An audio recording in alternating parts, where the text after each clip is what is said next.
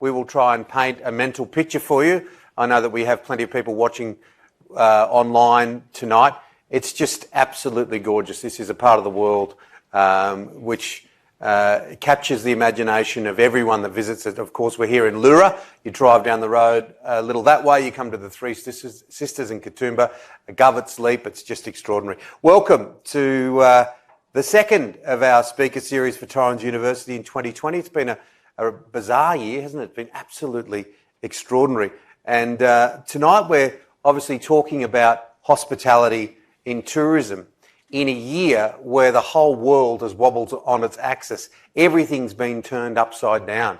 I don't think anyone in this room, and argue to say that anyone watching, has ever been through anything quite like what we've been through this year. Now, before we begin officially, I'd like to do an official welcome from the First Nation elders, both past and present. In particular, we acknowledge the Gundagara people and the Darug people, the traditional custodians of the land that we are on tonight.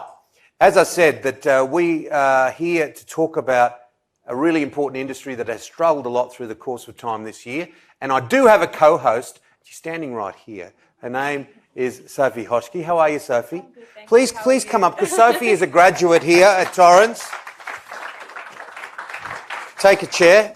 And first off, tell us about your journey. Tell us about your Torrens journey. So I'm currently still in my Torrens journey. I'm about to finish my Bachelor of Business in Hospitality Management in 3 weeks, which is very exciting. And then throughout my Torrens journey, I was lucky enough to receive a scholarship. So I'm a student ambassador for the uni, and I'm currently the SRC president at the Rocks campus. What about... where's the whoop? We've got a whoop whoop. We've got a whoop whoop in the crowd, which is good to hear. Yeah, nice to hear. And for those at home, there's a whoop whoop in the crowd. So what about the career path for you going forward? What are you looking at? So right now it's a little bit everywhere at the moment because of COVID.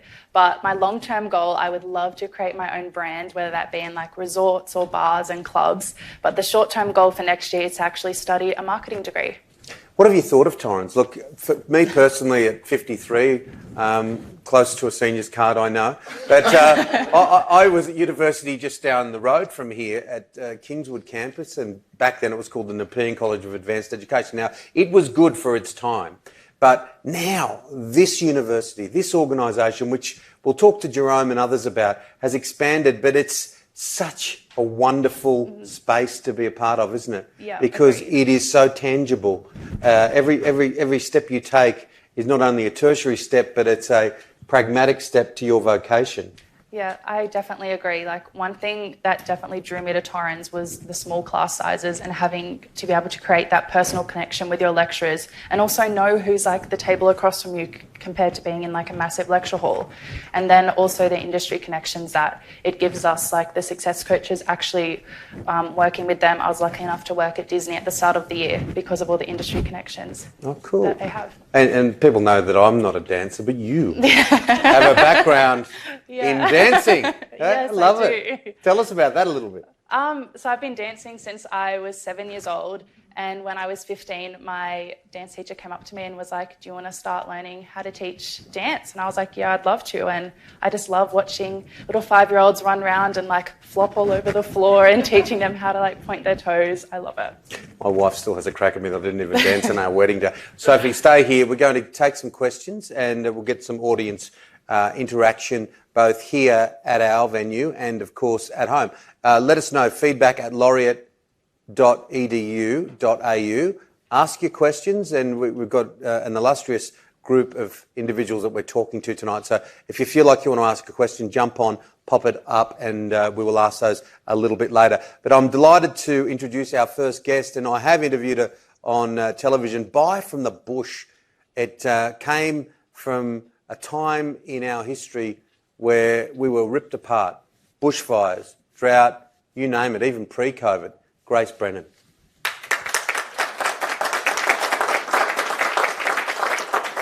And the General Manager of the Business and Hospitality Faculty at Torrens University. A warm welcome for Mr. Jerome Casteigt. Welcome, welcome, welcome. Isn't this nice? It's a nice setting. And it's good to talk about a subject like this after what has been, it feels like we've gone 15 rounds with a boxer, doesn't it, Grace? It's been a big year. In fact, it's been a big few years for regional Australia. And it's been a big year. I've had a baby. That's been big. Well, this is it. Now, Congratulations. Congratulations, absolutely. Ours are a little bit older now. But that's it. You've got 3 children, under 6 and under, plus you've had this amazing initiative. Tell us about it. Tell us about how it started and how it took off. So I live on a farm in Western New South Wales, and we were suffering through probably our 3rd year of drought, and people beyond us in Queensland and even northwest of us had been going through drought for much longer. And it was, I suppose, getting to a point where there was very little hope that anything was going to change, and local businesses were closing their doors, people were moving away, farms were being sold. There was pretty serious concerns about people's mental health, and I can't farm. I'm hopeless in the paddock, and my husband had been, going to work in pretty ordinary conditions and not getting great reward for hard work in the midst of drought. So I wanted to help in some way, and all around me there were these women and men, but running small businesses and doing incredible things and really worthwhile things, but reliant on cash flow from farming communities, and it just wasn't there because agriculture was really hurting, and as a result the local communities built on agriculture were also really hurting. So I thought that by creating an Instagram account called Buy From The Bush, I could connect city audiences with these beautiful businesses in the bush and makers and creators on farm, but also retail outlets, and just try and invest cash flow but also some hope and greater visibility for what we were going through, because we heard so much about I suppose, tired farmers in paddocks with dying stock, but not so much about how that affected the broader community and especially women that I was seeing in town. So it was the idea to, connect city audiences with bush business, and it took off from there. Absolutely took off, and we'll talk about that. Jerome, this is probably not in the queue of questions, but it's an interesting one because where you grow up in that part of the world, it almost is like the city and the regional parts flow into each other. Australia is very different, isn't it? Because it's such a vast, big, bulky country with not many people. And you would ask me a question which is not prepared. Thanks. Thanks, Tina. What a great start. Well, yeah, there's major differences. Got away. You got to throw a bomb in there. Yeah, good start, Tim. No, there's major differences, but where the similarities are is that regional tourism, whichever country, is always, when you have natural good products, I think people love that, and people love the experience. So I think people try to escape. So I live in the city. What's the first thing I want to do is actually either go to the beach or go to the bush, and that's the same in Europe. That's the same in other countries. So we see everywhere around the world that experiential tourism becoming bigger and bigger. And we were just talking earlier on with Grace how also the regions know and start to know how to market themselves and to try to have an audience with all the city slickers like us who want to get away from that. So also there's a lot of learnings from that. And maybe, it's hard to say, but sometimes maybe a good crisis can help, and there's some benefits I feel, and we were just talking about that with Grace, is that how much people have said, well, we've got to change our business model, and maybe we can benefit from this amazing environment where you live and other parts to promote that to other people. So I think there's a lot of opportunities for regional tourism, especially in Australia, with such a good quality product, with sceneries which are unbelievable. So I think there's a great future, I think, for regional tourism, yeah. Yeah, well, for a question that wasn't coming at you, you answered it absolutely beautifully. Absolutely beautifully. But Grace, it does play to that point, doesn't it? Because when you think of other parts of the world, and so right. Bordeaux, I'm thinking of, and I could say so many other parts of the world in different countries where people say, oh, that's fantastic. But we've got lots of places way beyond the idea of just the big banana or just the big pineapple or the huge prawn, Exactly. I'm so glad you said that because, here, at least on the eastern side of the country, a mountain range literally divides city and country. So it's so easy to maybe go 2 hours from Sydney, but to go 7 hours from Sydney, which is where I am, and I'm not even halfway through the state. So to really explore takes an investment, and it takes a kind of, I think, a shift in mindset about what there is to be discovered beyond the beautiful beaches or the picturesque mountains. So yeah, I actually think that invisibility that we were feeling through the drought can be really significant and also needs to be overcome. Like, we need to make some changes, both, from a rural perspective. I think we need to sell our story and market our story really well in order for the city to engage in new ways. And this is, unfortunately, COVID has presented an incredible opportunity for us to do that because people can't go elsewhere. Absolutely. And look, and I wasn't bagging the big banana or the big prawn. I wasn't, or the big merino. I started in radio in Goulburn, don't you worry. But Jerome, look, and I genuinely say this, I've started my association it's over a year now with Torrens, and look, it is a special place to be a part of, and articulate what the growth has been like, because it hasn't gone like that, it's gone kaboom. Yeah, we were talking about a journey for tourism. I think the journey of Torrens is quite an amazing story. I'm sure someone will write a book about it in the future. But just to put it into perspective, we now have 20,000 students who have trusted us to study, and basically, their future is in our hands. But to put it into perspective, we started with 140 students, something like that, just 4 or 5 years ago. And to start a business in an industry which is very traditional, those people had to trust us, but we had to create a product which was different. There's a lot of other universities, and they're doing a great job, but we really had to reinvent and create something that probably was not existing in that market. And I think this campus here is a testament of that. And we've got other faculties, health, business, design. And I think the angle that we have, which is where we put the students in a real work environment. So we've got a clinic, we've got a design studio, we've got a social enterprise, we've got a restaurant, we've got a hotel. I think the students realize that not only they're studying, but they're preparing themselves for their job. And I think this is the story of Torrens, the story of bringing something completely different to that generation, which can be school leavers, can be international students, can be someone who is a working adult. You said, maybe we could have you as a student. Look, I just don't know if I could ever do it again. I'll try, but look, it's not about me. It's not about me. But the reason why I got my button done up, and I don't usually have my button done up, is because I ate some of the food that was prepared, and it spilled straight down the top. So, but there's an example of how tangible and how hands-on it is here, because the students are all working, and that's the point that I was making before, is that it's so good, and as a father of students that are still at school, but to know that their education is going to be such a step up beyond where we were at that point. What about you getting nominated for Australian of the Year? You're at Parliament House this week, Grace. Round of applause, collectively and at home. Thank you. Can you believe it's grown as quickly as it has? And tell us about that exponential growth. No, I can't believe it, and yet I'm not surprised about two things. One is that people in the city care about people in the bush and that they want to help, but they just needed a way to do that, and Buy from the Bush gave them that. But I'm also not surprised that they've fallen in love with what's being produced in rural and regional Australia.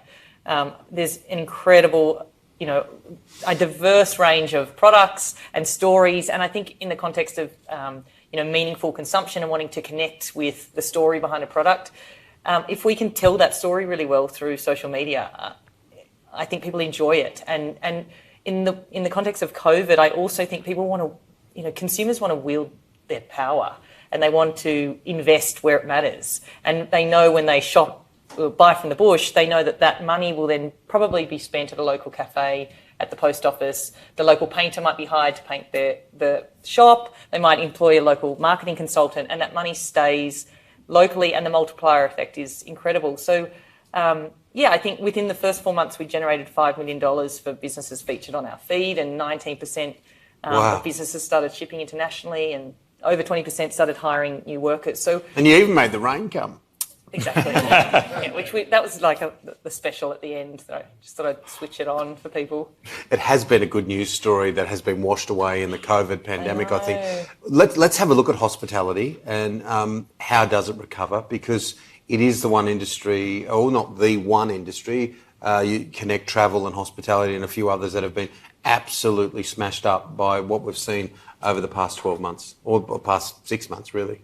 Yeah, it's a bit of a sad and tough story, but also I think it's a story of resilience, and it's a word you use a lot in hotels, tourism, and hospitality, but, borders closing, what happened in regional, fires and all that earlier in the year. So, yeah, the industry has been badly impacted and it's been very well documented. But on the other hand, I think, the first thing that people want to do is to travel again. I think we've seen that immediately. We want to travel. We can't wait to go and travel. And we've seen that when Melbourne opened, Chapel Street was full, I think, that same day, people were going out. So I think the human being is such that people want to start traveling. We've seen that first recovery first in regional tourism, so centers like here in the Blue Mountains.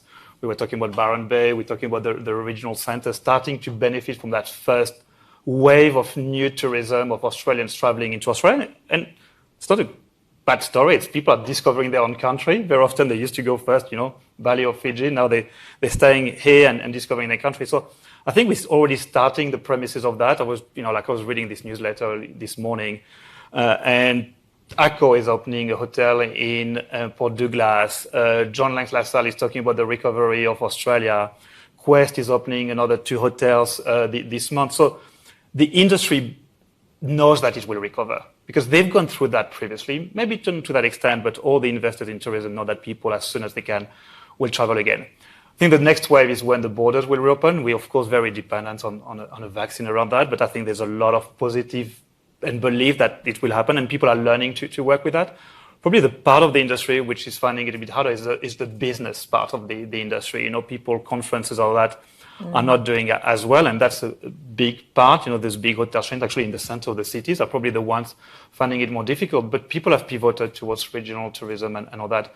And again, we know that business tourism will start again. The conferences are already booked for next year. People know that in the end, the business will happen face to face. People are eager for that also, and that's the thing.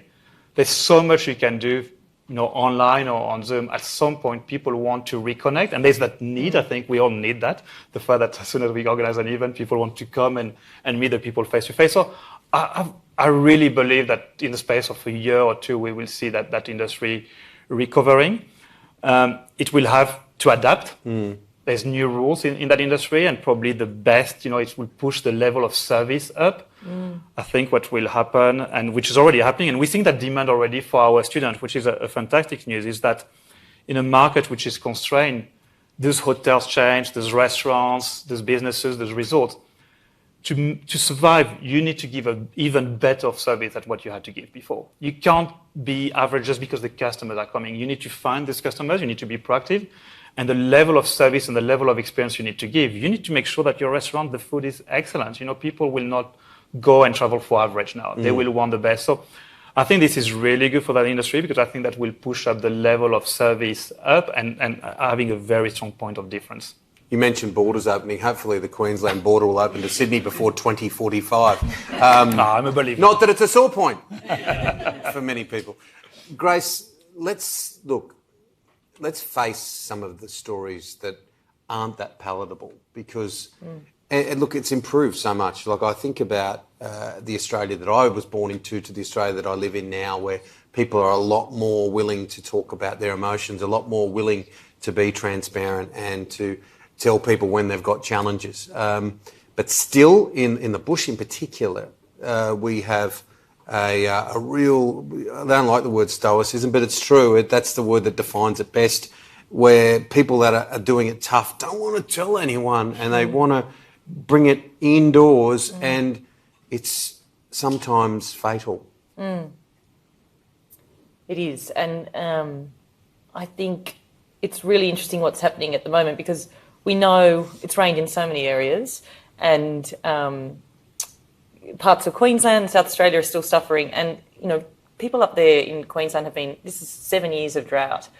We lived through 3. I cannot imagine 7 years of uncertainty. And all of a sudden, if you've lived through, because drought is quite a difficult thing to relate to, but if you've lived through COVID, that uncertainty that everybody's feeling, that financial uncertainty, the anxiety that creeps in, the kind of paralysis around decision-making, And I liken it a little bit to, and I wasn't in Victoria for lockdown, so I can't say that I'm right in saying this, but if that waiting for Daniel Andrews to approve the lifting of the lockdown, and then finding out that it wasn't going to be this week, and then finding out it's not going to be next week, it's not going to be next month, and you're looking to the future for that freedom. And in drought, you're looking at the weather map, and you're looking for the rainfall, and it says it's going to rain, and then it doesn't rain, and it says it's going to rain, and you know that year's earnings is gone. And you hadn't planted a crop when you thought you would, which means that you can't harvest a crop, which means that little things like holidays get put on hold, renovations get put on hold, but bigger things also like you lose your farm, you lose your capacity to earn. Men go travelling to find work, women work harder. There's a dynamic shift in, I remember getting this email from the local school that the fundraiser had been cancelled because people couldn't afford tickets to the fundraiser. And I thought, that's what it is. It's that little creeping in of life's pleasures that get taken away. And with that, if you're carrying the burden of debt and uncertainty about your future and a great responsibility to your family and household, comes great mental stress. And it's rained, and now it's harvest time at the moment, and there's a lot at stake. We need to get this crop off now, and people need to reinvest in livestock. And it's that, and with COVID and tourism, it will be very similar in the sense that, okay, yes, we're free to do it. Now we've got to do it really well and execute it well so that we recover and we can kind of make the gains that are required. So the mental load hasn't lifted with rain. I think, in fact, I'm seeing a lot of stressed people through this harvest season, even though we're thrilled that it's green and there's crops coming off. But yeah, that will take time. And I see rural tourism and Buy from the Bush as a means of crisis proofing these communities, so that next time when we go into a cycle of drought or bushfire or flood, there's a means for really strong, solid businesses to sustain rural communities and keep spirits high as well through those, so that we can come out the other side. And we have to work as a collective, don't we, as responsible human beings, to try and help on that mental side wherever we can, to try and grow that transparency, grow that ability for people to communicate their problems. And I know that that's a challenge with you setting this up. It hasn't been easy, like going to talk to people and having others talk to people that don't want to talk. Yes, and I find there's an innate modesty in people in the bush, so that they don't want to appear like whingers, and they don't want to say that their circumstances are any worse than anybody else's.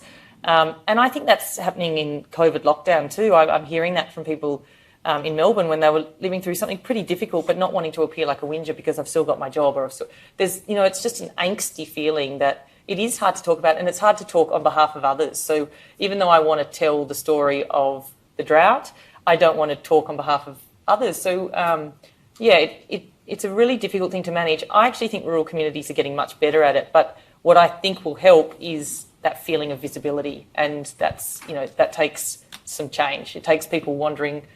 Rural tourism in a way is bringing that visibility, because if you're in the city and you travel out and stay in the middle of nowhere and have real conversations and know what life is like there, then I think you understand it more when things turn bad.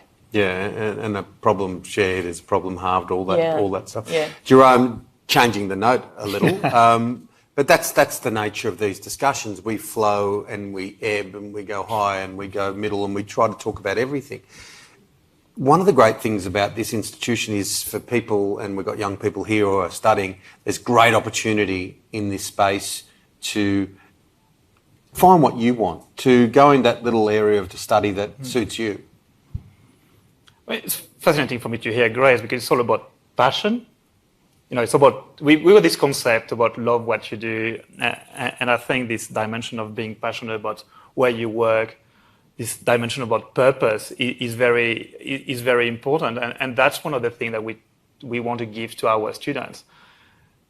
We want to make sure that they work in the industry where they feel that, one, they can make a difference, two, have a living, and those two dimensions are very, very important. And when they go hand in hand, that it's not anymore a job.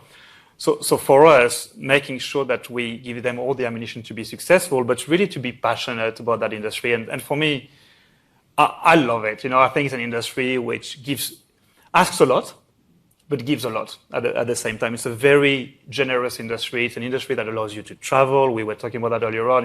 The skill set that you learn, you can use them to go and 5 years have a result in a regional area. Then you could go and work in France, and then you can take your career to work for a big hotel chains in another country. But the skill set and the passion that you have usually, that you need to have for people, basically, because it's a passion for people and customer service, is something that is replicable anywhere. And that's the beautiful thing about that industry. Yes, it asks also for a lot. You need to be a lot at the beginning. It can be long hours. It's an industry where you go to work sometimes when others are not working, but you meet people, you travel, you've got food. We all love that, no?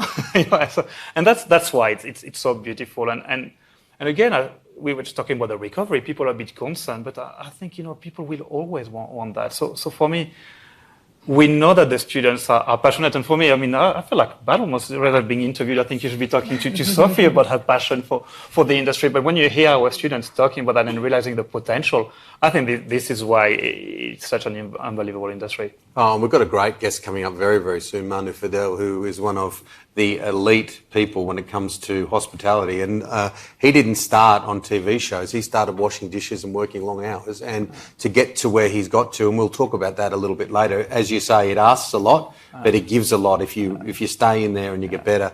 And it's a wonderful industry. Now, you mentioned, Sophie, we'd love you to dance, but we won't ask you to dance. But Sophie, it's your time to shine, a little bit of audience interaction. Yeah, so I'll just see if we have any questions from our viewers at home. I think it's just loading, but for now, does anybody in the audience have a question? I do. It's in lieu of Stuart Ayres not being with us tonight, and it's for Jerome and for Grace. So my question is, what should or would we expect to see from federal and state government to help regional communities and to boost the tourism industry? Now, before you answer this, I was about to say that Stuart Ayres, who is the Minister for Tourism in New South Wales, has sent his apologies. He's actually still in Parliament tonight with a late sitting. He even rang me personally. So he's going to do something for us down the track. But over to you. Oh, that's even a tougher question than what Tim asked earlier on. We're going to talk about that. Well, I think at local level, for me, the amazing thing is, to be honest with you, is to really help the local tourism showcase how amazing we have it at state level. We don't need to travel that far to find amazing experiences. So for me, the more the local environment helps to show us the different regions, it can be from Kangaroo Valley to the coast, to the mountains. We've got such an amazing country or even state. So for me, that's the first thing I would ask, Stuart Ayres to help us market. He owes us now because he didn't turn exactly, up. he's not here, so I can ask him for things, Absolutely. It's much easier now that he's not. It's to ask him to promote the amazing things we have. Again, I was talking, we don't have to go to Bali and Fiji, so that's for me would be the first thing I would ask him. And then I think there's also a lot of employment rules, which I think is probably a bit boring for this conversation, but we need to make sure that employers and all that industry can hire all these young people that want to work in that industry. So I think there's an element of facilitating the work for people, but there's an element of promoting the beautiful state and the beautiful regions that we have. What do you think, Grace? I think finally, from at least a federal perspective, we're starting to see a lot less of the gabble between leaders and who's going to lead. And because there was a time there where, and this was in the middle of the drought, they were just talking about, and it was an ego fest. I think that we're starting to see a diversion from that. But your thoughts? I suppose I really believe in the power of communities and individuals to respond to these challenges, more so than top-down. I think there's a bottom-up approach that needs to happen, and that's both on the consumer traveller side of things and it's also on the entrepreneur side of things, making the most of what, this new audience and this new opportunity.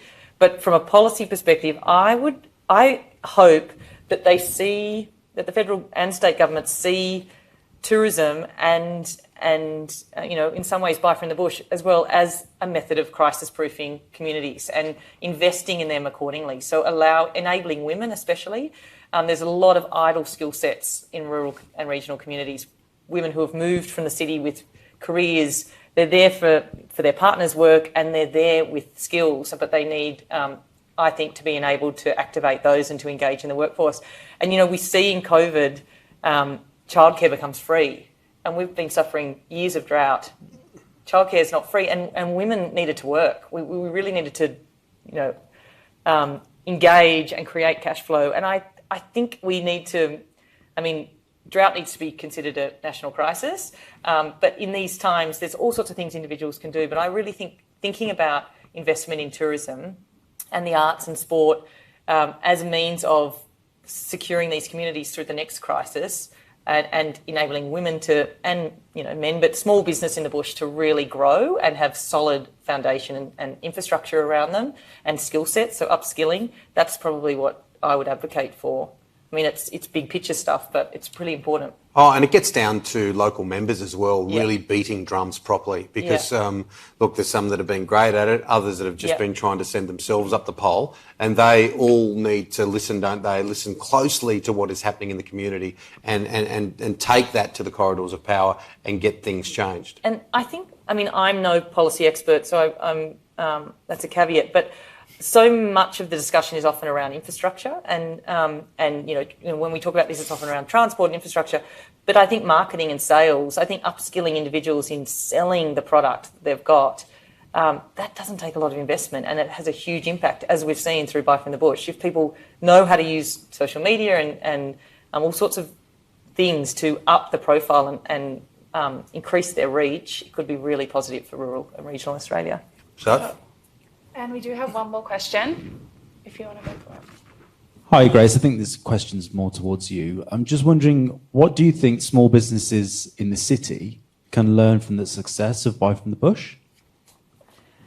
I think it's about story. So I think it's about finding the narrative in whatever your product or your business is and telling a good yarn. And that's what we've tried to do through Buy from the Bush. We've tried to say, you might have to wait an extra few days. Like, it's not the iconic. You can't get your product the next day.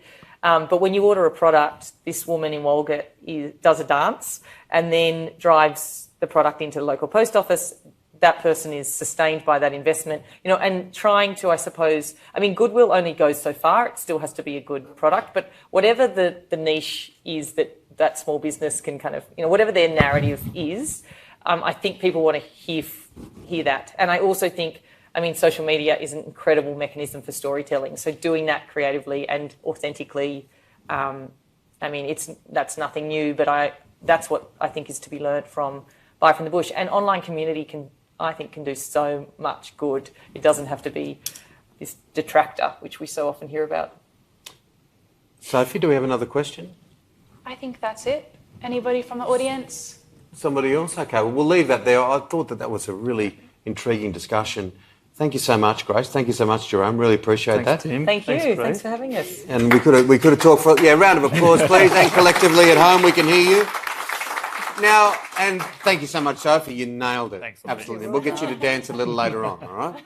Now, we're going to move some furniture around and we're going to have a chat with Manu, but in the interim, this is a real delight. One of Sydney's best up-and-coming singer-songwriters, with her take on a timeless Michael Jackson classic. Please welcome Christina Reitzmer.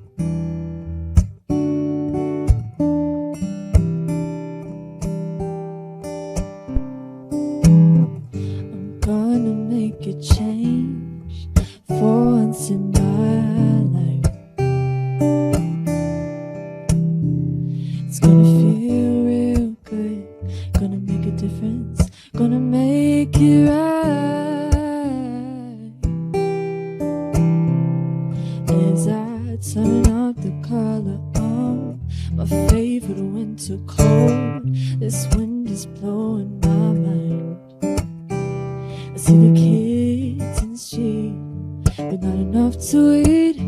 Who am I to be blind, pretending not to see their needs? A psalmist disregard, a broken bottle top, and a one-man soul. They follow each other on the wind, you know, 'cause they got nowhere to go. That's why I want you to know I'm starting with the man in the mirror. I'm asking him to change his ways, and no message could have been any clearer. If you want to make the world a better place, take a look at yourself, then make a change. Na na na na na na na na.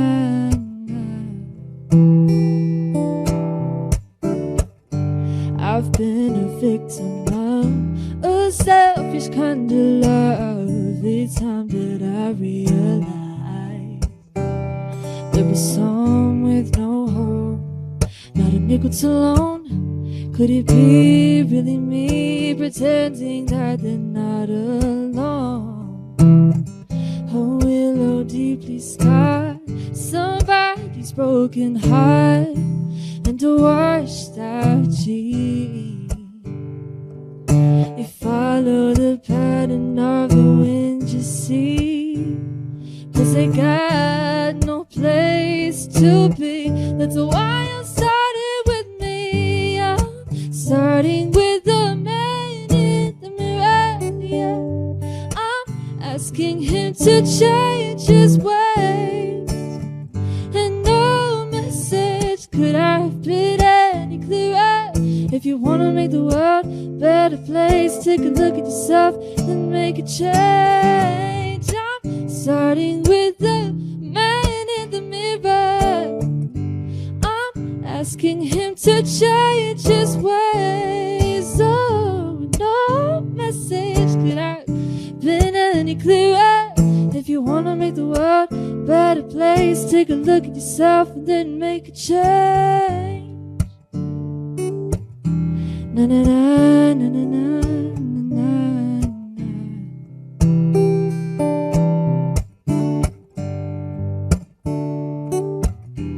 na na na na na na.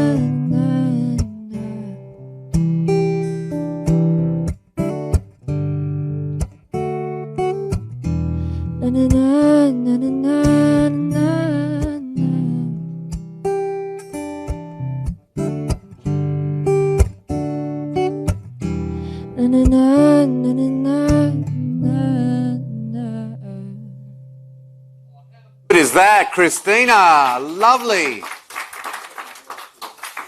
Oh, I saw you do a little bit of a tap dance there, so you wanted to break into some stuff then. You were joining in too. Oh, absolutely, yeah. 2 left feet.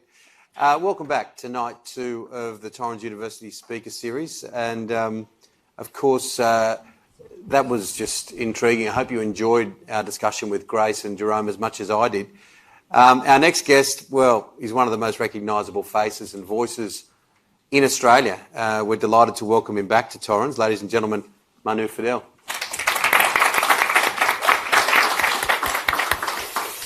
I like the fact you said face and voice. Yes, absolutely. I do sometimes queue for maybe a baguette or something, and I start speaking, and people turn around. They know it's me, just by me talking. Well, every time I talk to my wife, and I always say, "Where's the sauce?" Yes. That's your favourite. Where's the sauce? Good on you, mate. Yeah, I love it. Brilliant. Mate, where do we start? How's the year been for you? It's been, it's just the whole world has wobbled on its axis. I don't know if there's any other better way to define. We're talking about pivot, talking about being nimble, talking about being agile, all this stuff. Yeah, I think it's pretty similar to everybody else. I thought 2020 was going to be my year, business-wise. I've got a couple of business running, and I thought 2020 was the peak until March happened, and it went. So, as we've mentioned before, you need to reinvent yourself and stop crying about it and roll up your sleeves and get on with it. And that's what we have to do. And I think Australia does that very well.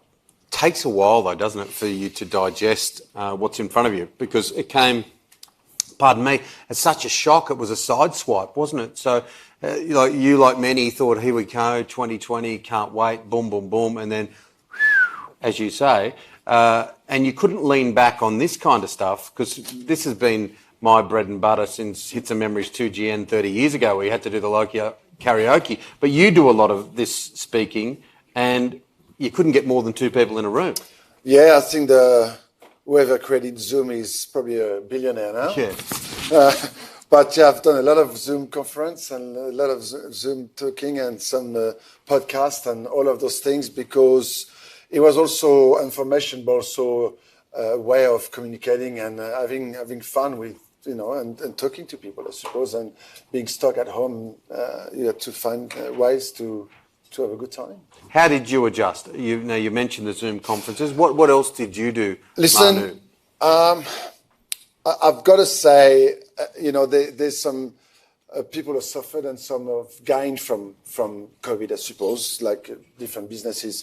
For me, what I've gained is I've been spending the last year at home, and I've realized I've got a wife and 2 kids and a house. And it's been fantastic, because my whole life I've been traveling and working on a plane, which has been fantastic, by the way. But, I was always away, and I've spent a good 9 months at home, which has been fantastic. And also, I'm not only doing TV, I've got other little businesses big businesses that I've always had a team run for me, and suddenly I've been able to get my teeth into that myself. So it's been also interesting, getting really involved in what I do in many ways. So there's been some bad, but there's been some good for it as well. I would like to touch on that, because you brought it up about the family, and it's interesting to have this discussion. A lot of younger people are here, a lot of the younger people are watching. But as you venture forward in your career, in whatever your vocation is, it's so important to get the balance right, isn't it? Because a happy life is a happy wife.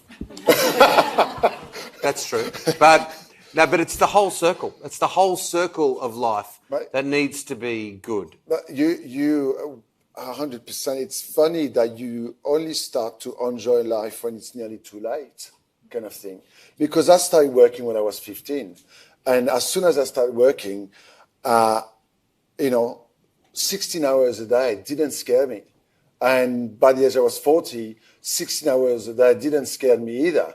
But then you get older and you go, well, I'm not alone anymore. I've got a wife and kids, and they don't see me as much or we don't spend a family life as much as we should. And it's a bit sad that work takes over sometimes. But I think you're right. There's one point of your life you need to find that balance of family, work.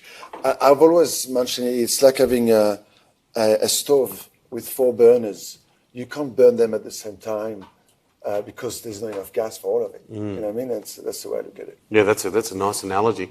Sophie, what's it like, doing what you're doing and doing what you want to do, and having a guy like this sitting next to you? It's pretty cool.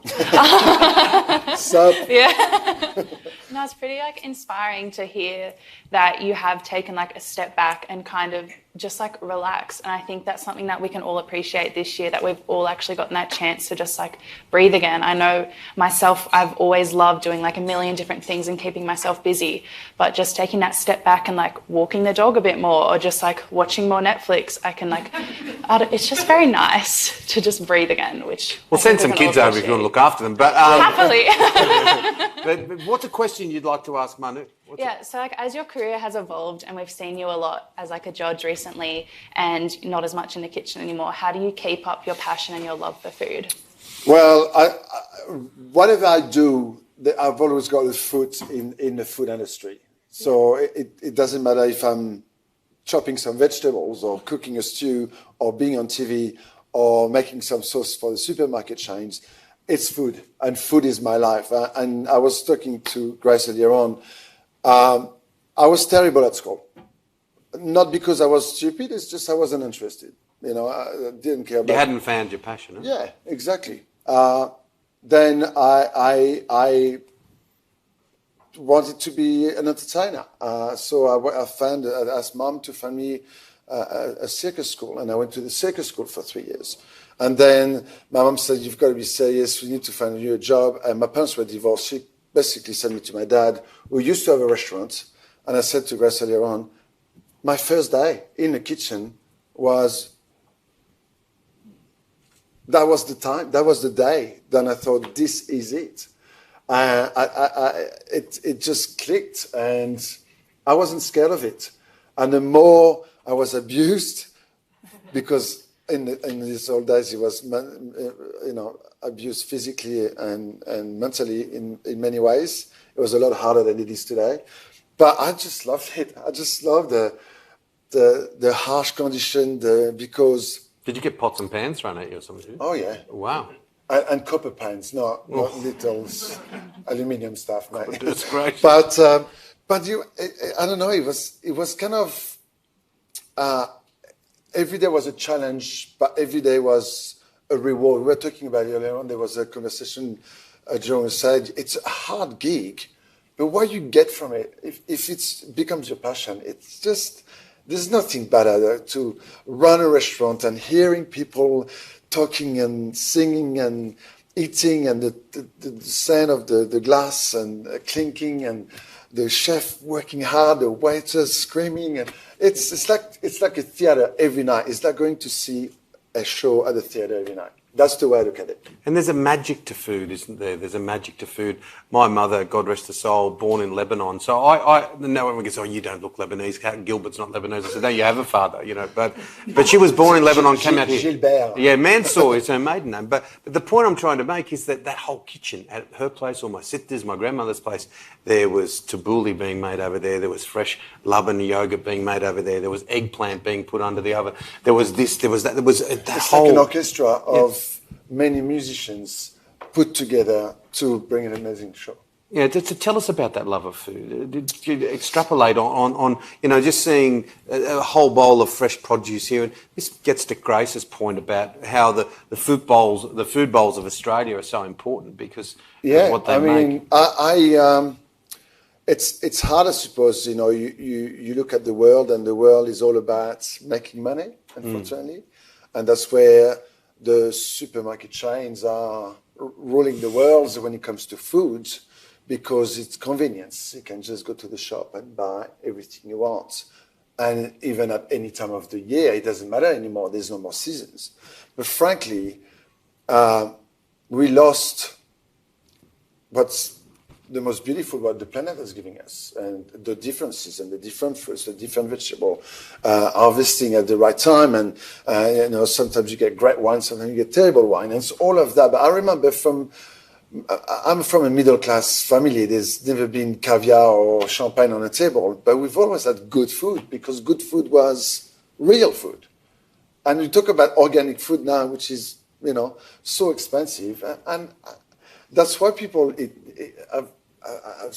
don't understand where ham comes from. It's from the bum of the pig. Did you know that? People don't know.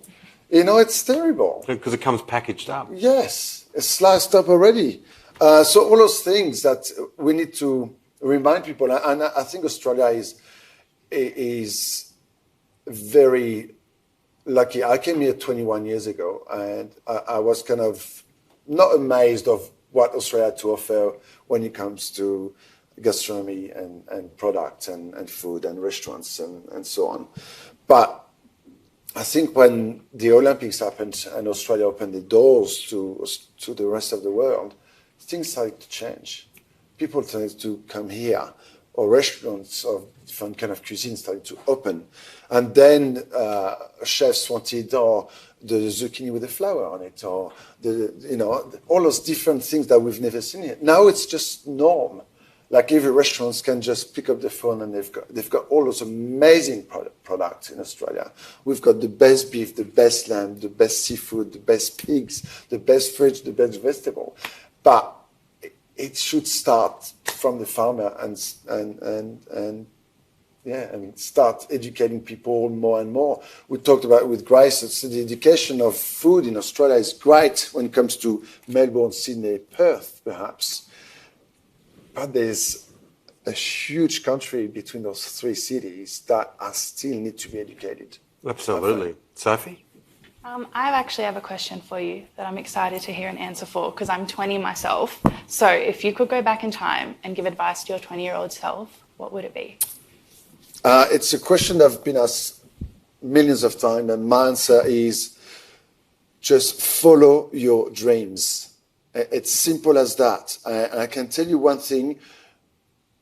Whatever you're going to do, you're going to make mistakes. You're going to lose many, many times. And talking about boxing, you said earlier on, it's exactly that. It's going to be more than 12 rounds, and you're going to get many punches, but you've got to stand up again and just fight for it, because if you give up, you lose. Full stop. The world is your oyster. It doesn't matter where you come from this planet, even though there's people who've got more than and less than others. Still, you've got the opportunity to change and to be who you want to be. I never aspired to be who I am today, but it just didn't happen just like that. I went for it. I went for it because every decisions that I made, I did it because I wanted to do it, because I wanted to be successful. Even though that I wasn't always successful, I just brushed up and studied again. My wife calls me crazy because I never give up. No, you're passionate. Yeah. But that's where it starts. John said it already. I know the word passion has been used hugely lately, but that's where it starts. If you don't have fire in your belly, there's no point. And it's resilience, isn't it? It's like what you're speaking to there is this ability to, because there's plenty of people that say, "Oh no, Manu, don't do that. It's not going to be good for you. Don't do that." So you've got to block that crap out. You've also just got to hit a tree, go to one side and keep moving, hit the tree, go to one side and come out the forest in the end, don't you? So resilience is, and it's so important for young people to realise that. Don't give up just because someone said you can't do something. I've had a few failures in my career, especially running restaurants. It's a hard gig regardless.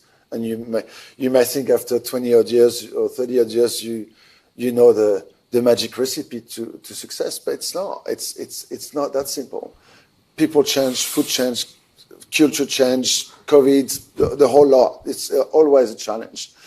And I felt at times where I fell into depression as well. But you can cry all you want. It's not going to fix itself. You just got to get back on your feet and do it. And that passion needs to keep firing up in your belly. I lost a restaurant again 2 years ago, but I was ready this time. Mentally, I was ready because I had a plan of exit. And that's one thing you need to have when you have a business, is a plan of exit. But to be honest with you, I closed it. It took me a year to pay the debts, the this and that, and I started again. And my wife went, "What the heck are you doing?" I'm like, "What do you want me to do? Sit down and watch TV?" Or I need to do something. And I started again, and I'm just about to open again in a couple of weeks, and here we go. Well, we're looking forward to that, and I'd like to be one of the first in there. But nothing's as good or as bad as it ever seems, is it? Nothing's as good or as bad as it seems. And that's a real message to young students as well, because there's so much pressure put on year 12 and finishing school and, oh my goodness, if you don't, well, it doesn't mean that much when you get to, I'm older than you, but similar.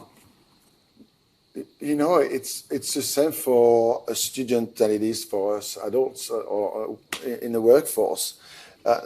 Being a student is the apprenticeship of life. If you think that studying and writing essays every month is hard, you just wait until you get to the workforce. It's the same, except you've got bills to pay.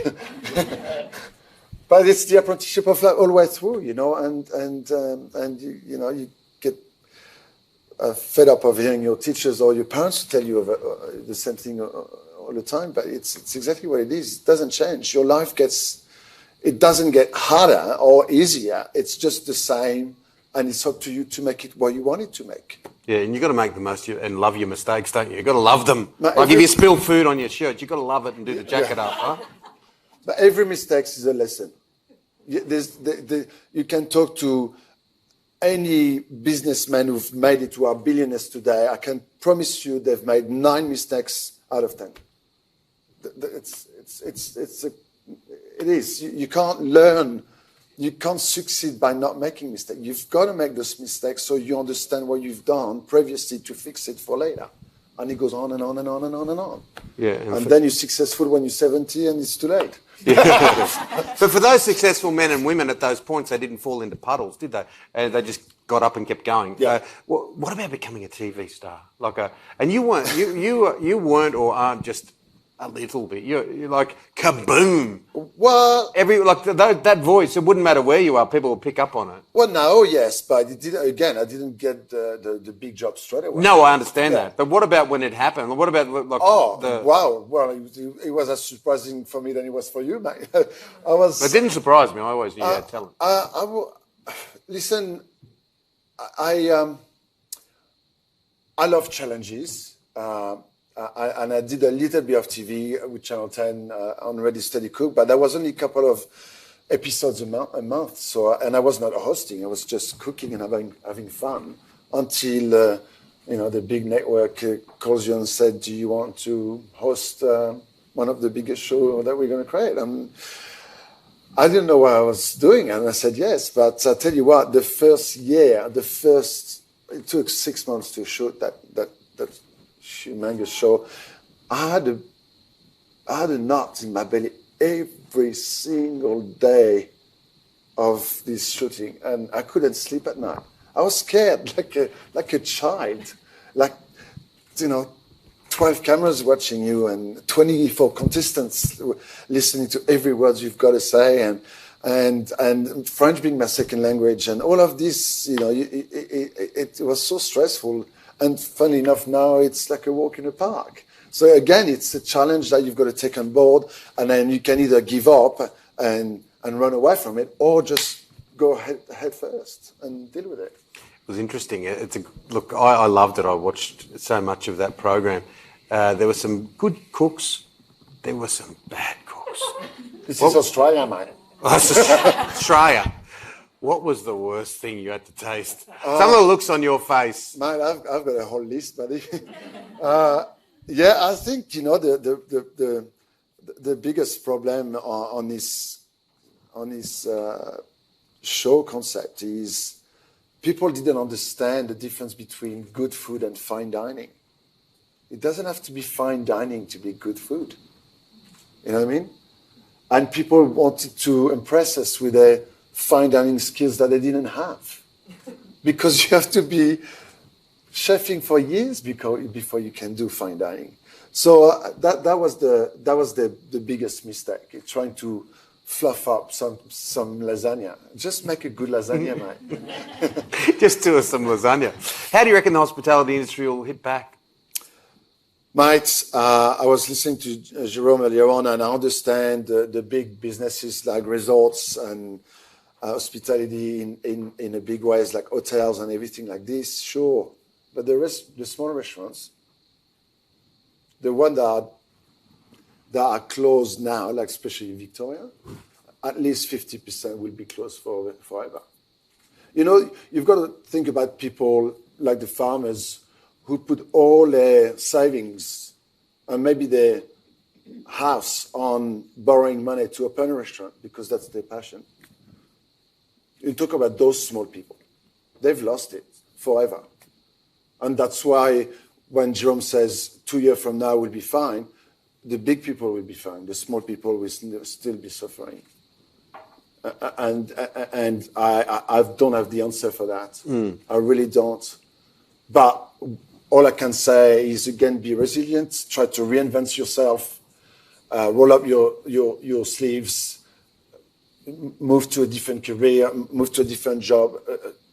I don't know. But, when you've got I've lost many friends of mine in this industry for the stress of running restaurants and losing money and not being able to look after the family properly. It's a horrible place to be. And when you decide that you've got a goal to make it better, it's not a solution either. But yeah, it's going to be tough. I mean, I think Australia is going to be better than other places, I suppose, around the world. But we're in Australia. We care about Australia most. It's going to be tough. And that plays to that whole thing of resilience, to energy, to work on the principle of I'm back to my bones, I've got to go again. You know, people have been doing delivery food from the restaurants. That's not even breaking even, mate. That's just slowing down the debts. You know, it's a terrible black hole. You know, it's going to be tough. Yeah, tough times never last, but tough people do. So let's hope that a lot of creativity, a lot of government support, and that's where plays to the point that Grace and we were all talking about before, the importance of things like JobKeeper and JobSeeker and other, infrastructure programs need to stay. And this is me going out on my own here, but I really believe strongly about this because it needs to be supported. I've got a friend who flies the biggest aircraft in the world who's working on a building site at the moment. Yeah. So, the guy who was checking the water meters on my street the other day, and we talked to him. He was a Qantas flight attendant as well, and he's reading meters. Yeah. So there you go. Sophie, we've got some questions from the audience, I think. Yeah, we do have a few questions from the audience. Got Fleur. Who wants to go first? Hi, Manu. I have a couple of questions for you. So the first question is, what dish do you think describes you as a chef during your journey? And secondly, through your career, have you had a point where you've lost the love for the industry? Wow. How long have you got? A dish that describes me through this year, through my journey. I think I'm a bœuf bourguignon. I'm a good beef stew because you know what? It's hearty, it's full of flavor, it's never boring, and everybody loves it. That's a great answer. And yeah, I can, and I don't want to scare anyone, but yeah, I kind of gave up on the industry a little bit in the last few years, because you can be as passionate as you want for as long as you want, but then when your bank account screams, it doesn't matter how much passion you've got.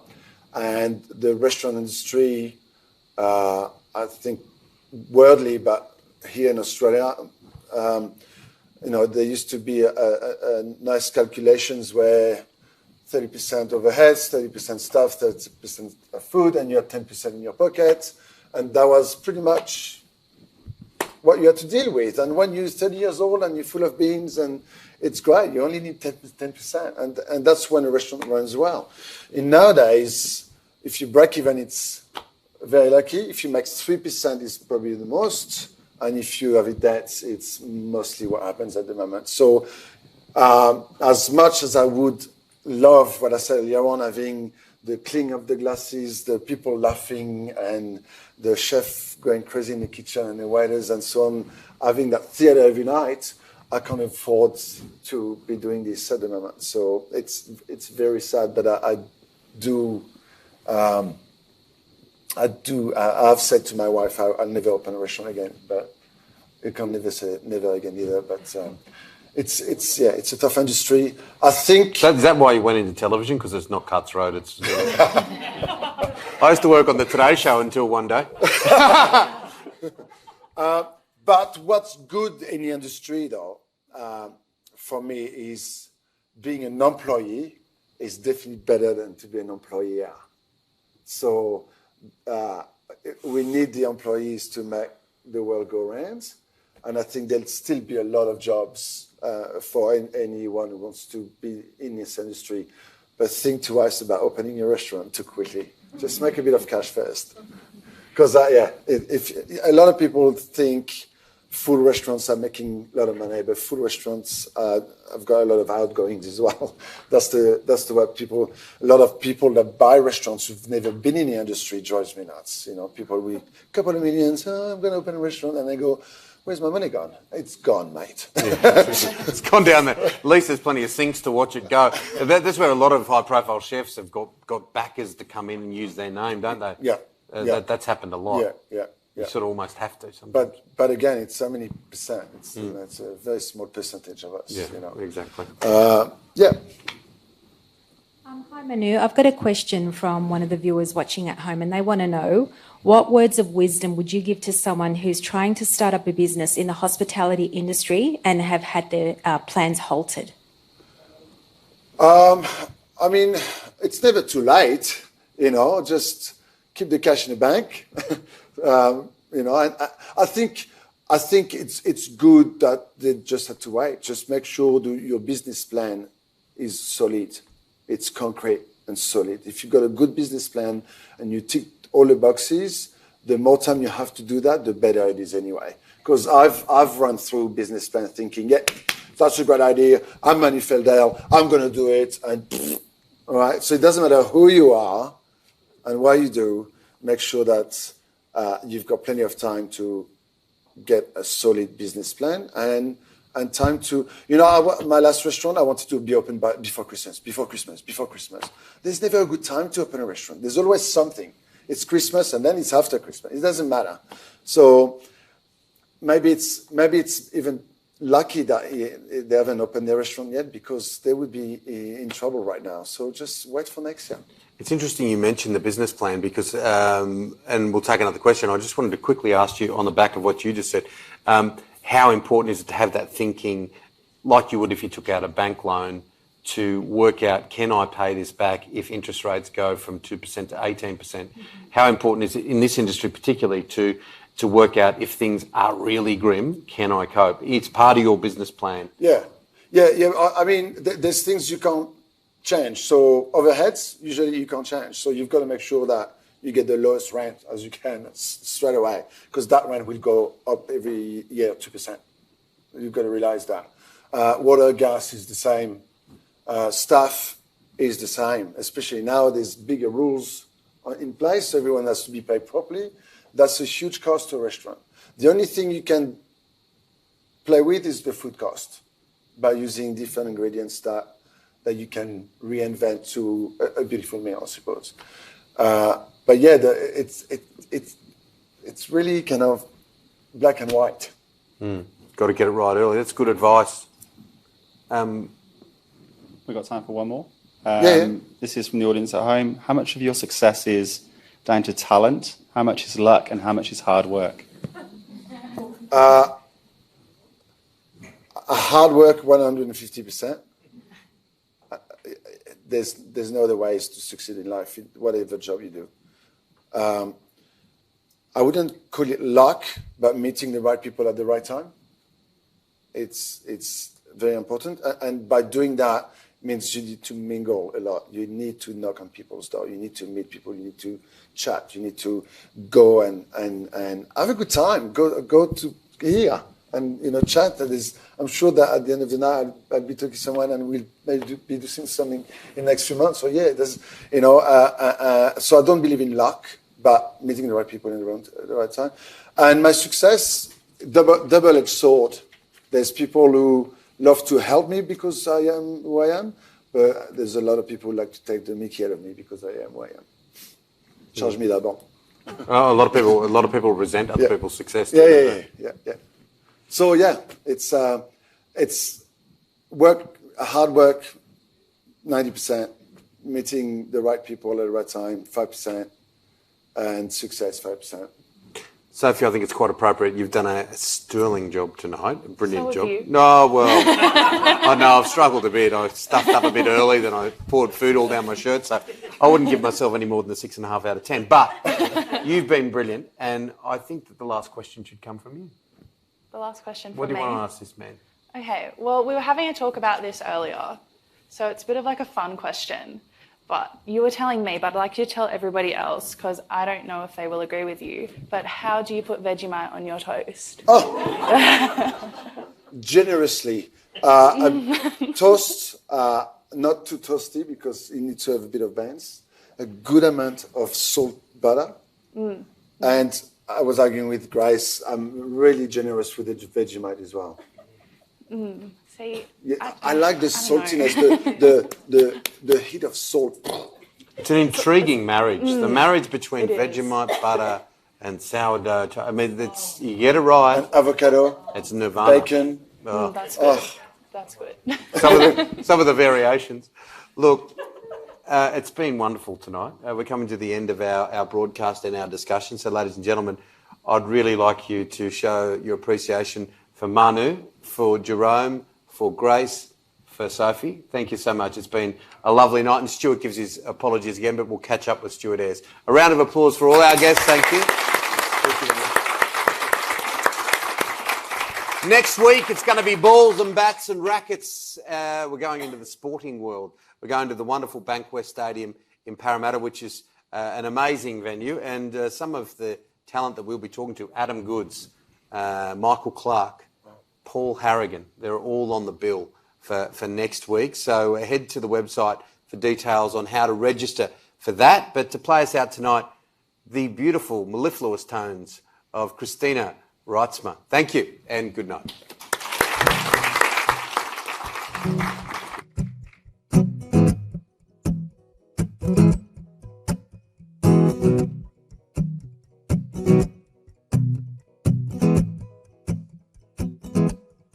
I've been stuck in motion, moving too fast. I'm trying to catch a moment, but it slips through my hands.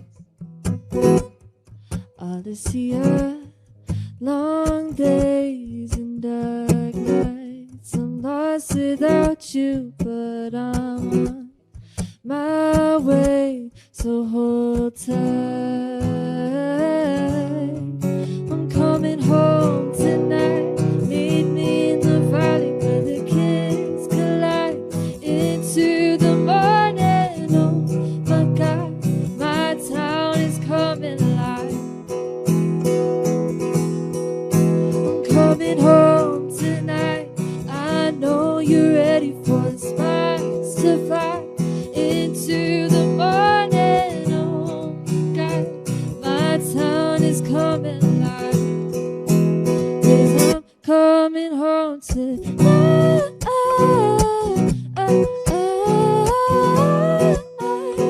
I'm coming home tonight.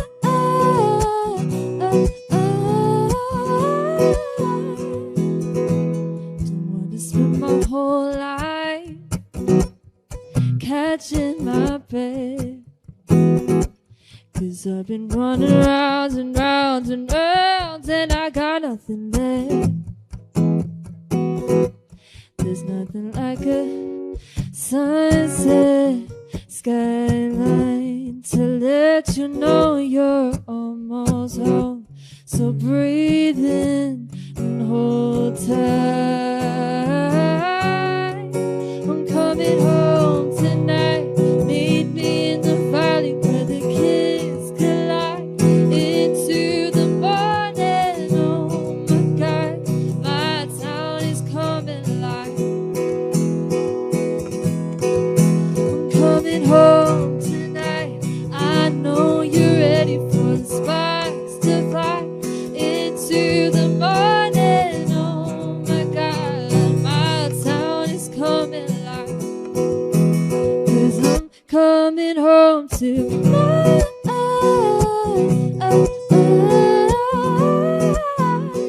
I'm coming home tonight.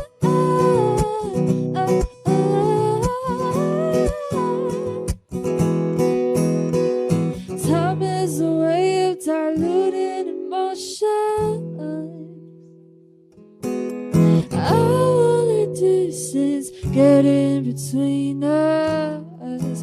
No, I'm coming home tonight. Meet me in the valley where the kids collide. Into the morning, oh my God, my town is coming alive. I'm coming home tonight.